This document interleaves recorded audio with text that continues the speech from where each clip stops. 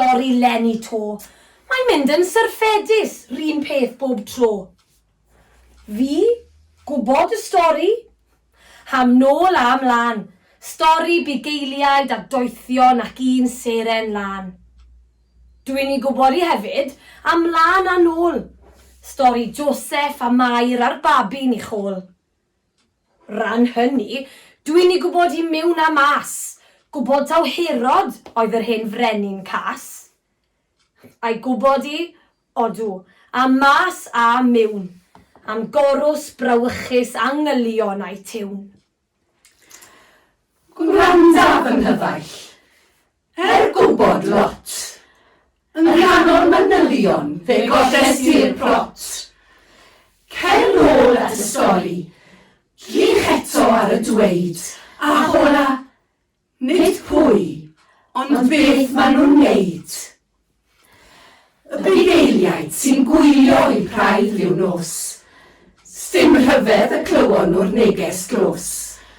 Ac o'i chlywed, maen nhw'n gadael y bryn ar ddôl a mynd at y preseb.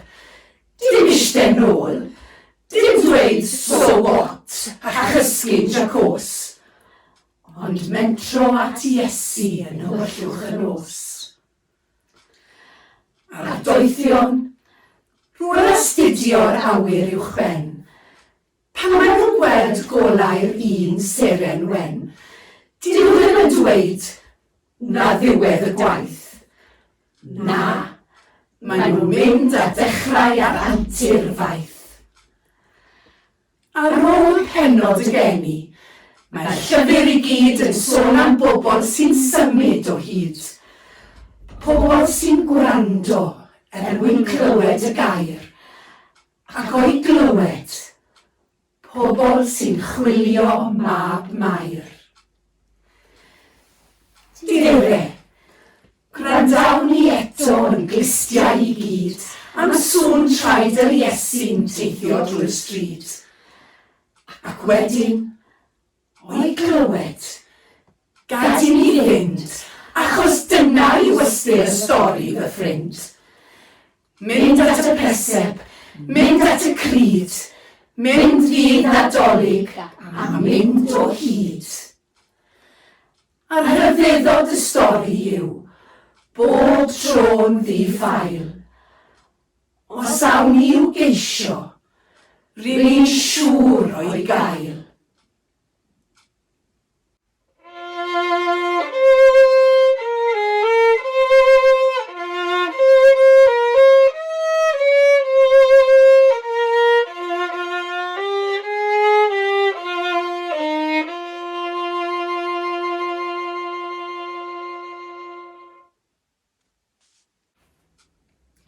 Dim ond un.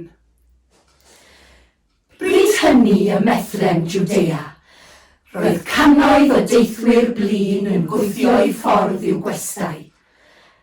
A lletiwr, dim ond un.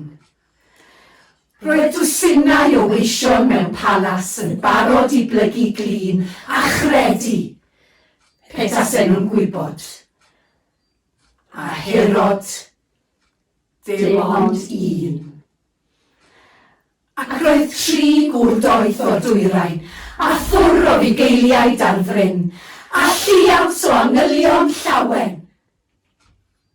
Mond un seren, a'i golau'n wyn. Roedd 2 riant balch o'r breseb, a'i 2 wen yn llenwi'r llun. Ac yno, yn nghanol i dathlu, roedd baban. Dim ond un, achos weithiau mae un yn ddigon. Dim ond un i'n caru ni'n llwyr.